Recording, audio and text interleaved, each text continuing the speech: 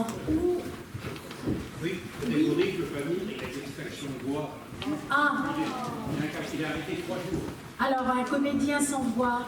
C'est pas terrible. Mélodie. Bon, eh bien, voilà, nous allons partir du côté de la Comédie Nation. Et je demande à Anne de Taffilou à me rejoindre, à cette chère Odette Lafleur. Voilà, merci beaucoup d'être là, bienvenue.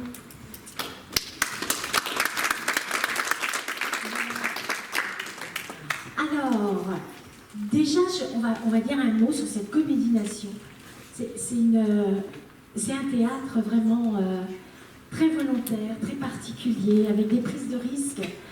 Et franchement, voilà, moi je tiens à saluer les directeurs de théâtre qui se lancent comme ça, voilà. Et ça nous permet de découvrir des petites pépites, dont votre spectacle, dont le titre est quand même d'une simplicité et très court, vous allez voir, qui arrosera les plantes quand je ne serai plus là. Voilà, ça, on l'a en tête. Voilà, c'est rare, un titre pareil aussi long et qui parle de... C'est unique, voilà. Alors vous-même, vous êtes unique, puisque vous avez un parcours quand même assez atypique. Vous n'avez pas été tout le temps comédienne et tout le temps auteur de pièces. Non, effectivement, je n'ai pas été tout le temps comédienne. Je ne suis pas née dans le métier. J'ai d'abord exercé un autre métier dans la science. J'étais médecin et chercheuse en génétique. Et puis je faisais du théâtre amateur, et puis de plus en plus. Et un jour, je me suis dit, mais en fait, je crois que c'est ça que j'ai envie de faire. Et je suis allée voir mon patron et je lui ai dit, mais je crois que j'étais à Montpellier à l'époque, et je lui ai dit, mais je crois que je vais aller faire du théâtre à Paris. Et il m'a demandé si j'avais fumé la moquette. Et j'ai dit non, j'ai vraiment envie d'essayer.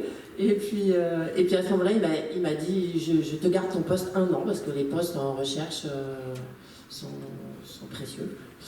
Et si dans 1 an tu as des regrets, tu reviens. Et je ne suis jamais retournée à Montpellier faire de la recherche. Voilà. Et c'était il y a 20 ans. Mais il n'empêche quand même que ce cursus vous sert un peu dans l'écrit, parce qu'on a un côté très rigoureux, très technique, très scientifique sur la présentation des choses dans vos spectacles, parce que c'est pas le seul que vous avez écrit. Hein? Mais effectivement, je suis quand même imprégnée de science et de biologie, donc je ne peux pas m'empêcher d'en mettre dans ce que j'écris. Et là, ce spectacle est sur un sujet assez horrible, mais on ne peut plus universel, qui est la mort. Voilà. Et quand on fait de la biologie, donc la biologie, c'est la science de la vie. Et en faisant de la biologie, je me suis rendu compte que la mort était partout. Voilà. Donc est née l'idée de ce spectacle sur la mort, où vous allez entendre parler de biologie, et puis de plein d'autres choses. Et il y a une chose que je peux vous garantir, c'est que tout ce que je raconte est absolument véridique. Voilà. À part 2 éléments, mais dont je ne vous parlerai pas ce soir, parce qu'il faut que vous ayez la surprise. Alors, contrairement à ce que vous pouvez croire, c'est un moment très joyeux que vous passerez en sa compagnie, de cette charmante Odette Lafleur. Parce que, comme elle nous le dit si simplement, de toute façon, la mort, ça fait partie de la vie, donc parler de la mort, c'est parler de la vie. Donc c'est un côté très tonique, très sympathique, et ma foi, on nous explique un peu comment ça se déroule. Et ça paraît tout à fait... bon voilà, ça doit se faire, ça va se passer, et c'est normal. Alors, le personnage principal, lui quand même, il a du mal avec la mort au démarrage.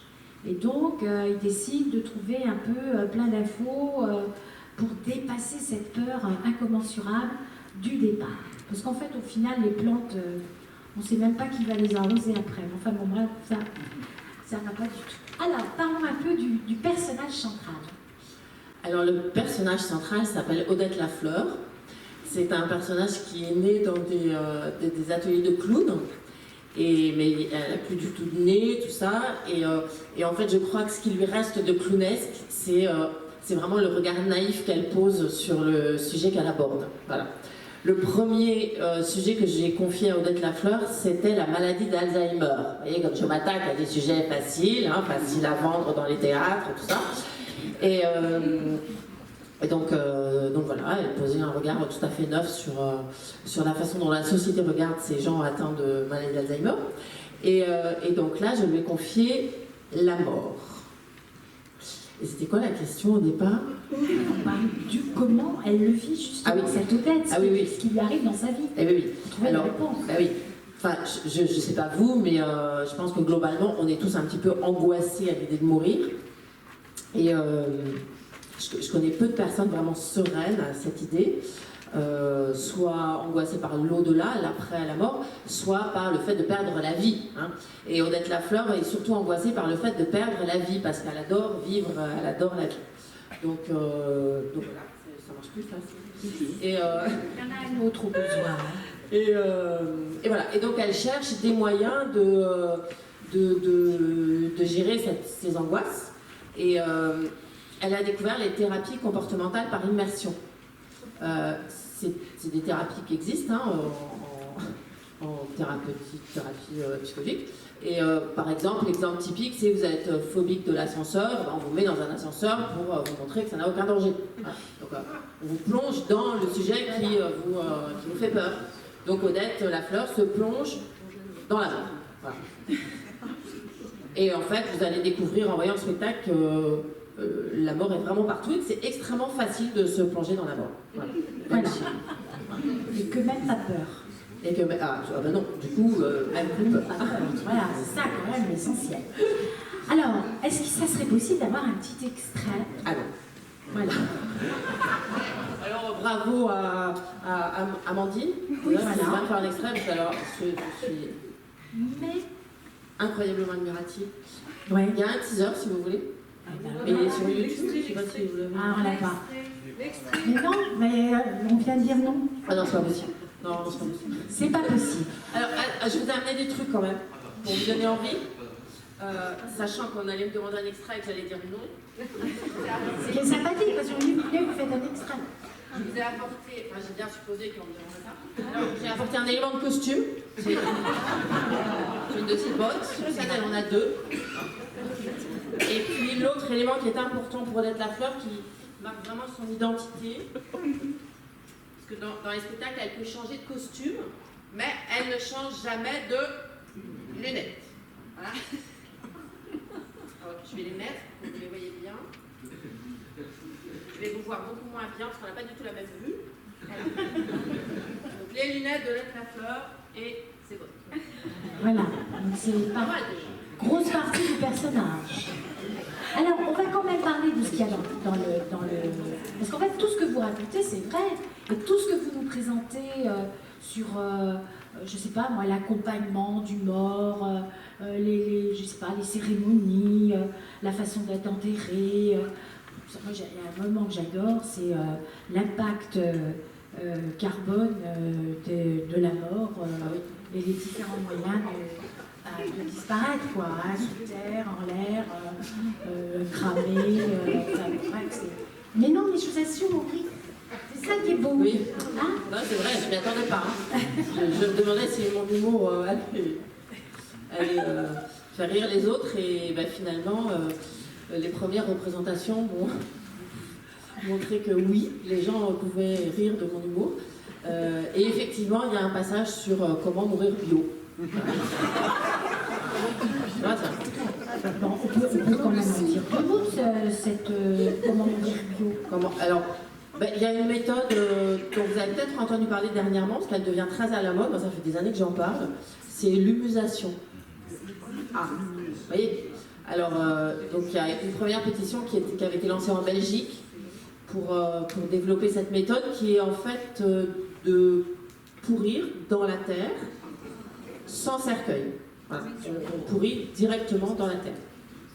C'est extrêmement bio. Et l'État de Washington l'a autorisé là depuis quelques mois, donc dans l'État de Washington ça se pratique maintenant. Et en France, bien entendu, c'est interdit et je pense que ça va le rester très longtemps parce que peut-être que je ne devrais pas le dire, mais l'économie du funéraire en France est un lobby extrêmement puissant. Voilà. Et déjà, les cercueils en carton ont du mal à se développer, mais alors l'humusation, j'ose même pas imaginer. Parce qu'imaginez-vous que 600 000 morts par an en France, ce sont 600 000 cercueils. Alors, plus de cercueils pour les morts, c'est beaucoup d'argent en moins. Voilà. On parle aussi de ça. Voilà. Donc, comme vous le voyez, comme vous le constatez, ça n'engendre pas la véracité. Voilà.